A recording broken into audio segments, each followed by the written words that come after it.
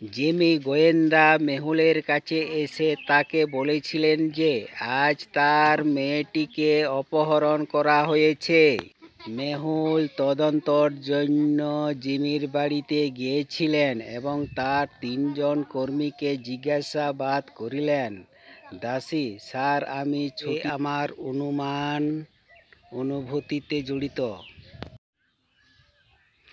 Sir, আমি নির্দোষ। আমি কখনো ঘরের ভিতরে যাই না, তাই কখনো এই সম্বন্ধ কিছু জানি না। কুক, স্যার, আমি কিছু জানি না।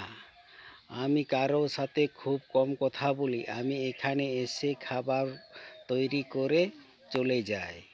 আপনি কি অনুমান করতে পারছেন এই কাজ কে করতে পারে?